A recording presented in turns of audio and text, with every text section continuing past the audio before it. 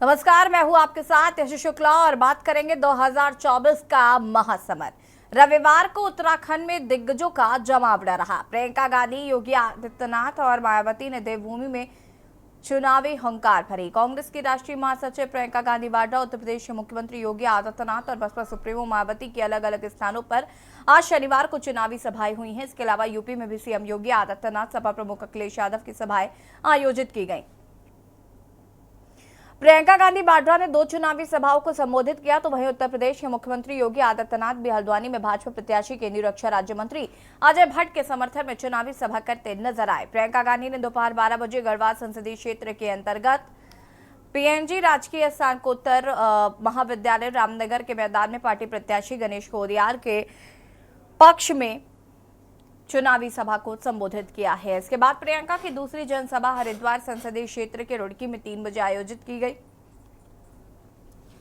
यह सभा DAV college मैदान रुड़की में हुई। हरिद्वार संसदीय क्षेत्र के से कांग्रेस प्रत्याशी वीरेंद्र रावत हैं। उत्तर प्रदेश के मुख्यमंत्री योगी आदित्यनाथ ने भी शनिवार को हल्द्वानी में दोपहर 12 बजे नैनीताल उधम सिंह नगर लोकसभा सीट से भाजपा प्रत्याशी केंद्रीय रक्षा राज्य मंत्री अजय भट्ट के समर्थन में चुनावी सभा की। लोकसभा के चुनावी समर में बसपा सुप्रीमो मायावती ने भी पार्टी के लिए बिगुल फूंका। हरिद्वार संसदीय क्षेत्र के मंगलौर में सुबह 11 बजे बसपा प्रत्याशी जमील अहमद के पक्ष में चुनावी सभा को मायावती ने संबोधित किया। अगर अखिलेश यादव की बात की जाए तो अखिलेश यादव का आज पश्चिमी यूपी दौरा था। इस दौरान अखिलेश ने मेरठ, मुजफ्फरनगर और बिजनौर के नहटौर में जनसभा को संबोधित किया, जबकि सीएम योगी ने पीलीभीत और बिजनौर में जनसभा को संबोधित किया। कुल मिलाकर लोकसभा चुनाव को लेकर सभी दल प्रचार प्रसार पर जोर लगा रहे हैं और जैसे जैसे चुनाव की तारीख नजदीक आएगी वैसे वैसे चुनाव प्रचार और तेज होता जाएगा। रैली के दौरान नेताओं ने क्या कुछ कहा है वो भी आपको सुनाते हैं। 10 साल में 1 लाख किसानों ने देश में आत्महत्या की है। बताएं बीजेपी वाले लोग जो विश्व गुरु बनाने का सपना दिखा रहे हैं, बताओ 1 लाख किसान ने आत्महत्या की है कि नहीं की है? जहां किसान दुखी है, नाराज है, वहीं ये सरकार हमारे नौजवानों के साथ भी उनके भविष्य के साथ खिलवाड़ कर रही है। मैं यहाँ आ रही थी तो मैंने सोचा मैं सुनूं मोदी जी क्या कह रहे हैं। तो भाषण ढूंढा उनका, इंटरनेट पे खोला, सुनने लगी। मैंने देखा उत्तराखंड का भाषण होना चाहिए। मैंने सोचा चलो देखते हैं क्या कह रहे हैं मोदी जी। 5 मिनट भाषण सुना तो सच्चाई यह है कि मैंने सोचा मुझसे कोई गलती हो गई है। ये पिछले चुनाव का भाषण दे रहे हैं। नहीं, सच बात है। तो मैंने तारीख देखी कि भाई गलती तो नहीं होगी पिछले। बहनों और भाइयों, मोदी जी के प्रति हम सबको आभार व्यक्त करना चाहिए। आज अयोध्या में आप जाएंगे, क्या भव्यता है, क्या दिव्यता है। रामलला फिर से विराजमान हो गए हैं और ऐसी कृपा है प्रभु की कि चारों ओर खुशहाली है और इसी खुशहाली में राम राज्य की इस परिकल्पना को साकार करने के लिए आज हम सब आपके पास आए हैं कहने के लिए, तीसरा कार्यकाल मोदी जी को दीजिए। अभी सुशांत सिंह कह रहे थे ना,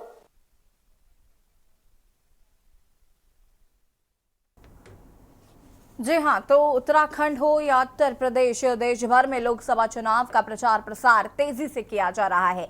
प्रधानमंत्री नरेंद्र मोदी ने इसका आगाज किया और इसके बाद से सभी राजनीतिक दल अपनी अपनी पार्टियों के लिए प्रचार प्रसार कर रहे हैं। तो वहीं बीजेपी के कई स्टार प्रचारक भी जगह जगह पर चुनावी बिगुल फूंकते हुए नजर आ रहे हैं। 2024 का ये महासमर किसको पास करेगा और किसको फेल करेगा ये तो आने वाला वक्त ही बताएगा, लेकिन फिलहाल राजनीतिक दल लगातार जनता के बीच अपने वादे लेकर पहुंच रहे हैं।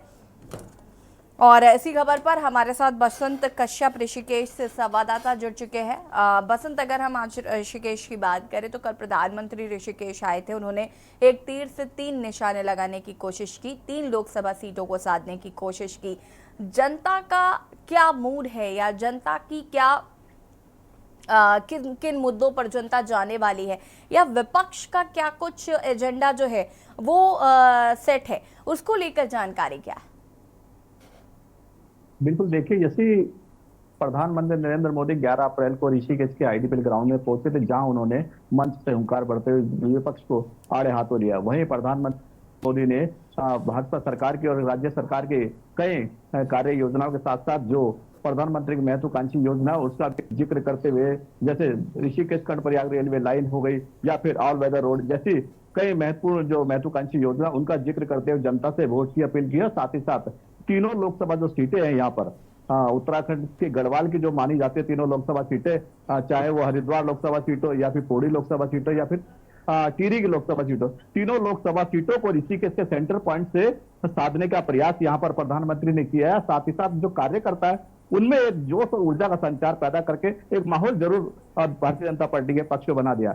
अगर हम विपक्ष की बात करें तो यही विपक्ष देखिए महंगाई, बेरोजगारी और भ्रष्टाचार जैसे मुद्दे को लेकर चुनाव मैदान में उतर चुकी है। आज प्रियंका गांधी ने भी रुड़की में एक डीएवी कॉलेज में जनसभा की। जनसभा में उन्होंने भी वहां से हुंकार भरी और महंगाई, बेरोजगारी और भ्रष्टाचार जैसे मुद्दे को यहाँ पर जनता के बीच रखते हुए अपने पक्ष में और कांग्रेस के पक्ष में वोट की अपील की है।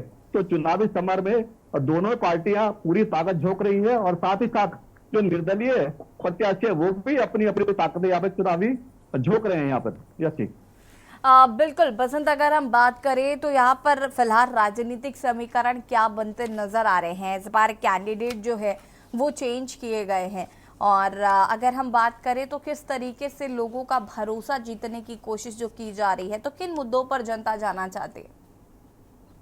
देखिए बिल्कुल, देखिए अगर हम जनता की बात करें तो जनता केवल उन्हीं मुद्दों पर ध्यान देती है जो विकास के मुद्दे हों या फिर शिक्षा पर जनता का ध्यान जाता है, एजुकेशन पर ध्यान जाता है या फिर जमीनी हालात किस तरह के होने चाहिए उस पर, बेरोजगारी जैसे हो गई, महंगाई जैसे हो गई, इन तमाम मुद्दों पर जनता का अट्रैक्शन रहता है और जनता चाहती है कि जब जब सरकारें आए तो ये तमाम जो चीजें हैं, महंगाई हो गई, बेरोजगारी और अच्छी शिक्षा, अच्छा स्वास्थ्य, अच्छी सड़कें और अच्छा जो माहौल है वो जनता को मिले। इसी के लिए यहाँ पर जो वोट किया जाता है। आम चुनाव चल रहा है और 19 तारीख को उत्तराखंड में पहले दौर में ही चुनाव संपन्न हो जाएगा। 4 जून को हालांकि इसके नतीजे आएंगे। जनता ईवीएम में तमाम जो प्रत्याशी उनके भाग्य का फैसला 19 अप्रैल को कैद कर देगी।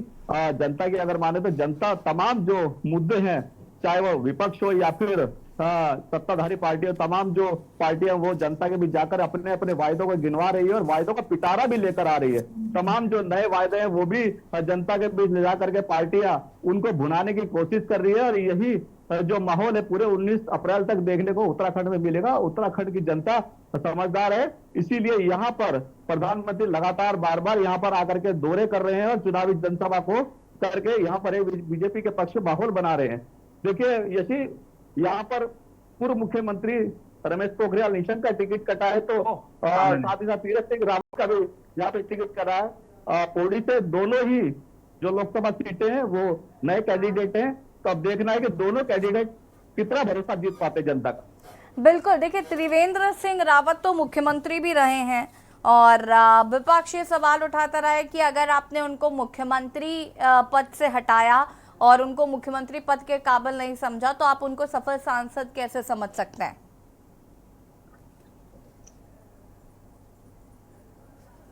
बसंत, क्या सफल सांसद के रूप में त्रिवेंद्र सिंह रावत आ सकते हैं सामने? बिल्कुल, देखिए निश्चित तौर पर जनता जो हरिद्वार की है वो समझ चुकी है, क्योंकि मुख्यमंत्री रहते हुए मुख्यमंत्री त्रिवेंद्र सिंह रावत ने कितने काम वहां पर किए हैं और कितने कामों को वहां पर धरातल पर उतारा, ये सारी चीजें भी उत्तराखंड के साथ साथ हरिद्वार की जनता देख रही है। अब त्रिवेंद्र सिंह रावत संसदीय हरिद्वार क्षेत्र का चुनाव लड़ रहे हैं। चुनाव मैदान में पूरी तरह से भारतीय जनता पार्टी उनके पक्ष में माहौल बनाती हुई नजर आ रही है, लेकिन जनता का ऊंट किस करवट बैठेगा, क्योंकि जनता ही जनार्दन है और जनता ही तमाम जो प्रत्याशी उनके भाग्यों का फैसला करती है। और ये जनता के दरबार में तमाम जो प्रत्याशी वो पहुंच रहे हैं, अपने अपने वायदों को लेकर पहुंच रहे हैं। आखिरकार 19 अप्रैल को जब हरिद्वार के साथ साथ उत्तराखंड की जनता ईवीएम के बटन को दबाएगी तो उनके भाग्य का फैसला भी ईवीएम में कैद हो जाएगा और 4 जून को इनके नतीजों के बाद पता चलेगा यही कि किसके भाग्य का फैसला ईवीएम में जनता ने कैद किया है। आशुष शर्मा जी संवाददाता हरिद्वार से हमारे साथ जुड़ चुके हैं। रतन डोभाल जी वरिष्ठ पत्रकार भी हमारे साथ जुड़ चुके हैं। रतन जी बहुत बहुत स्वागत है आपका। आशुष शर्मा जी का रुख कर लेते हैं। आशुष जी, अगर हम बात करें तो प्रियंका गांधी वाड्रा भी आज रामनगर में जनसभा करती नजर आई और उन्होंने कई सवाल जो हैं वो सत्ता पक्ष से पूछे हैं, साथ ही साथ सत्ता पक्ष पर निशाना साधते हुए नजर आए। मुख्यमंत्री योगी आदित्यनाथ भी आज सूबे में रहे, उन्होंने विपक्ष पर जमकर निशाना साधा। फिलहाल जनता का क्या मूड है?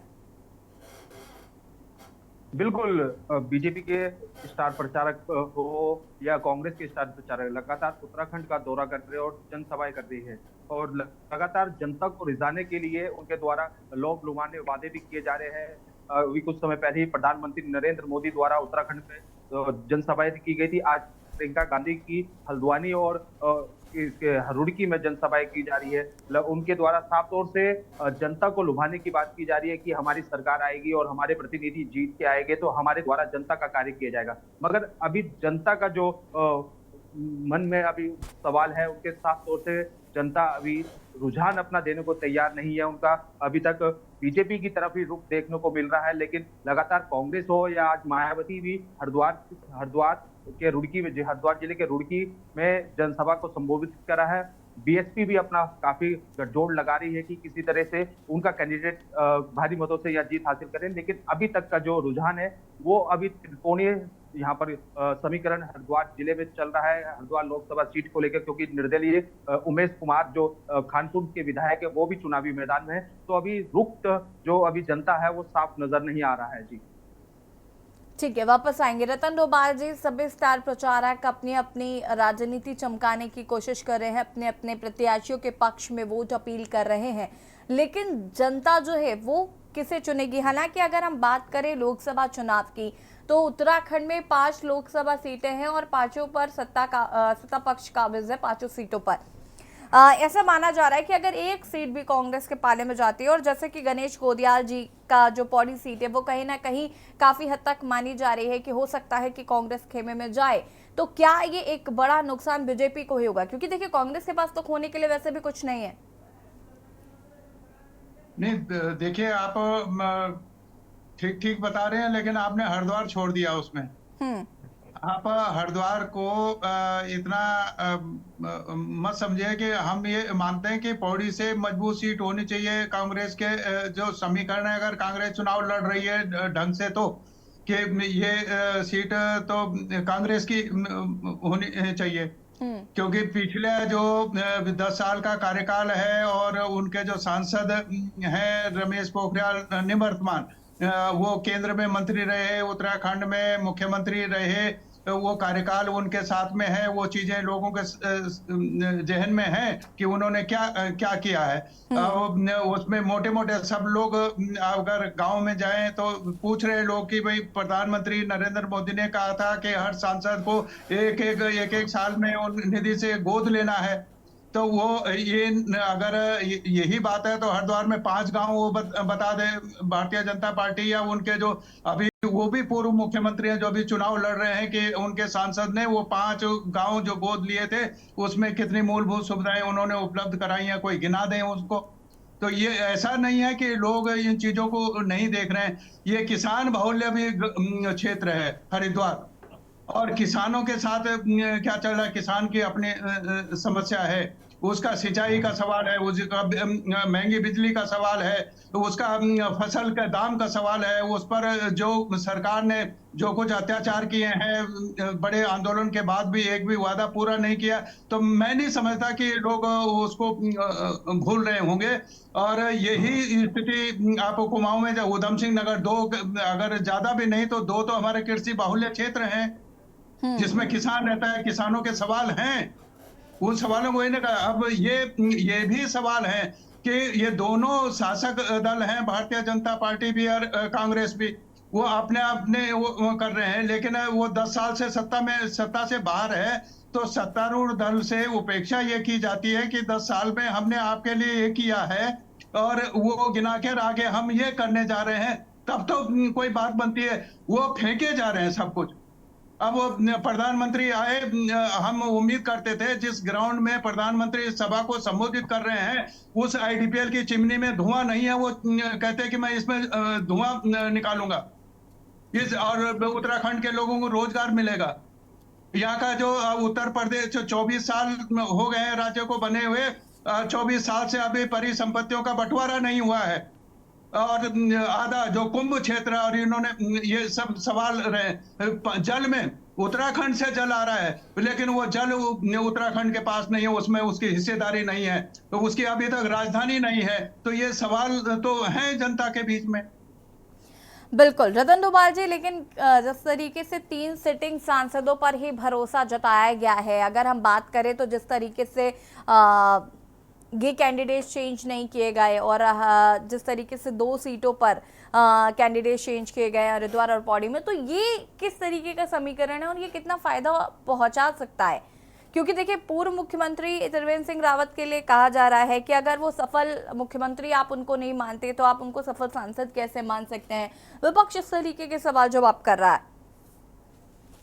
देखिए, ये बिल्कुल सवाल जवाब कर रहे हैं। मैं आपको बता दूं इस पर कि अभी यहाँ पर मैं खुद, जो उनके प्रत्याशी हैं, यहाँ प्रेस क्लब में संवाद कार्यक्रम आयोजित किया गया था। मैंने उनको उसमें भी याद दिलाया कि आप 2017 में शपथ लेने के बाद आपने उसके बाद 5 जुलाई 2017 को पहली एक समीक्षा बैठक की थी आवास विभाग की, और उसमें कहा था कि उत्तराखंड हरिद्वार ऋषिकेश में जाम लगता है, यात्री आते हैं और उत्तराखंड राज्य की बदनामी होती है।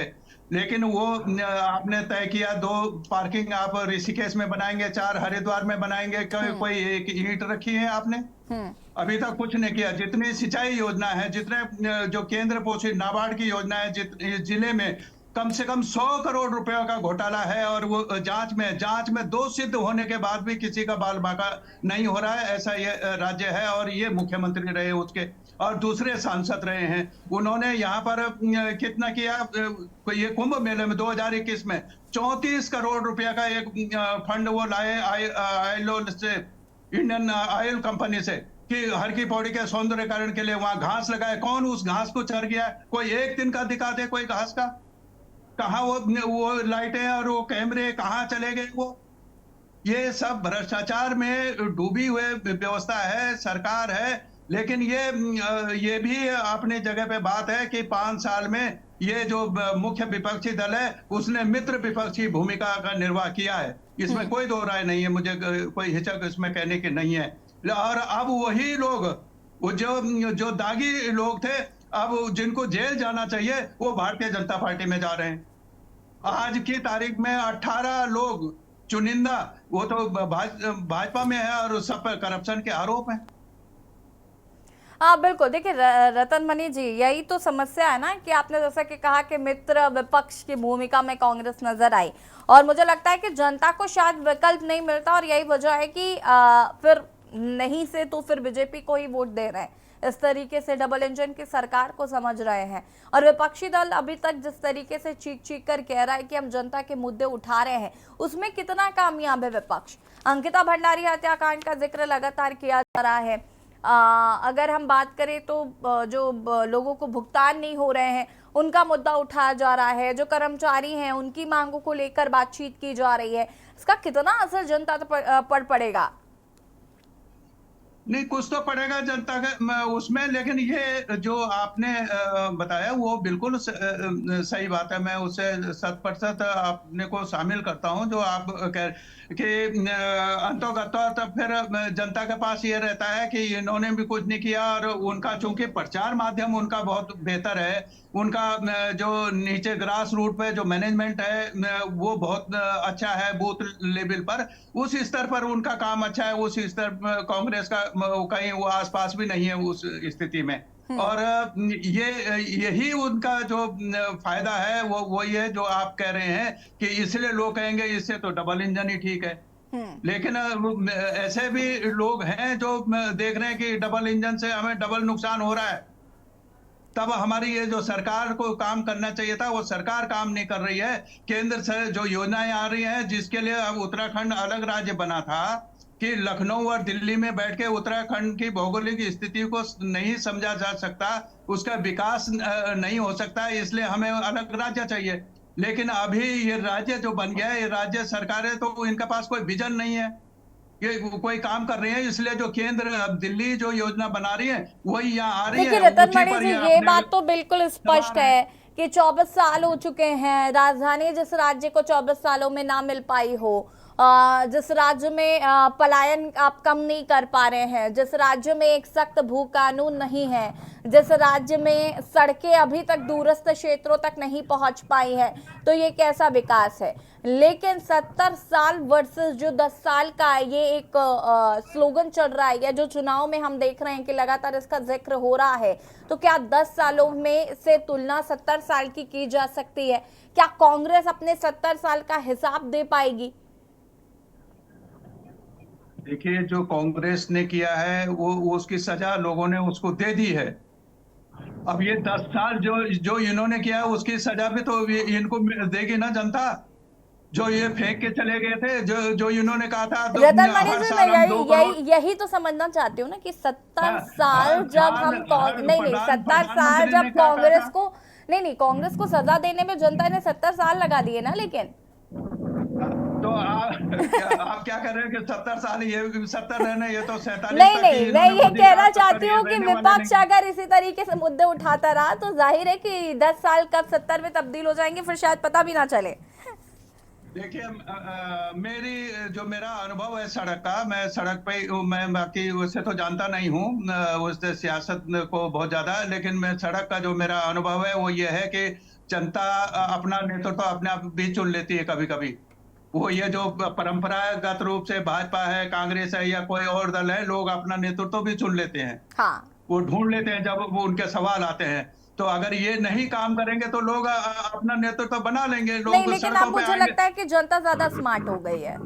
अभी जनता अपने काफी मतलब प्रोग्रेसिव सोच हो गई है, और अब मुद्दे भी थोड़े से अलग हो गए हैं। थोड़ा सा डिजिटलाइजेशन जो कहा जाता है कि हम 10 साल में लेकर आए हैं, ये सारा असर भी देखने को मिलेगा। ठीक है डोभाल जी, वापस आते हैं आपके पास। बसंत कश्यप जी, कितना परिवर्तन जो है वो ऋषिकेश में देखने को मिला, क्योंकि ये बहुत महत्वपूर्ण हो जाता है जब आपके कैंडिडेट्स इसलिए बदल दिए जाते हैं और किसी और पर भरोसा जताया जा रहा है कि जाहिर है आपके पुराने प्रत्याशी ने काम नहीं किया, तो उसका कितनी वानगी देखने को ऋषिकेश में मिल रही है, और क्या जनता वाकई बदलाव की बूंद में है?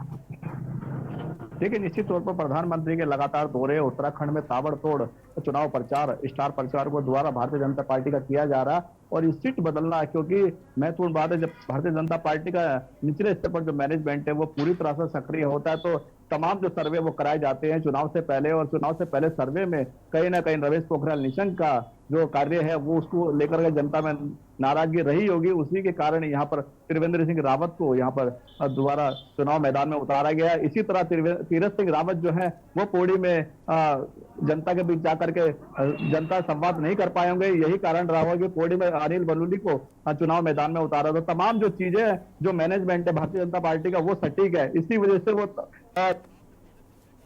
जो कैंडिडेट विनिंग कैंडिडेट होना चाहिए उसी को चुनाव मैदान में उतारा जाता है। इसलिए दोनों जो टिकट है हरिद्वार के और पौड़ी के दोनों टिकट चेंज किए गए हैं, दोनों पर नए प्रत्याशी चुने गए हैं, क्योंकि जनता में खासकर नाराजगी देखने को मिल रही थी। और साथ ही साथ देखिए, मैं बता दूं, जैसे जहां ये प्रधानमंत्री नरेंद्र मोदी की जनसभा और महारैली हुई है जिसमें हजारों की संख्या में कार्यकर्ता और जन सैलाब देखने को मिला, वहां पर एक बड़ा मुद्दा है आईडीपीएल को रिवाइवल करने का, क्योंकि पिछले दिनों से लंबा संघर्ष चला जा रहा है कि आईडीपीएल लगातार जो यहाँ पर लोग हैं वो यही कह रहे हैं कि आईडीपीएल को दोबारा से शुरू किया जाए, ताकि जो यहाँ पर रहने वाले लोग हैं उन्हें घर मिल सके, उन्हें रोजगार मिल सके, और उन्हें जो यहाँ पर रहते हैं उनको तमाम जो सुविधाएं मिल सके। लेकिन सरकार अब पूरी तरह से इस मूड में नहीं है। अब कोर्ट में मामला विचाराधीन है, कोर्ट न्यायालय में मामला विचाराधीन है, इसी कारण से लोग यहाँ पर रह रहे हैं। अगर हम बात करें पिछले दिनों की, तो पिछले दिनों में सरकार के द्वारा बड़ी कार्रवाई यहाँ पर की गई थी, डिमोलाइजेशन की जो कार्रवाई की गई थी उससे खासा नाराज यहाँ पर आईडीपीएल के लोग भी दिखाई दे रहे हैं। तो कहा जा सकता है कि इस बार चुनाव में जो जनता किस कर्म अब उठ बैठेगा, किस के पक्ष में वोट देगी, ये मुश्किल अभी जनता समय साइलेंट है।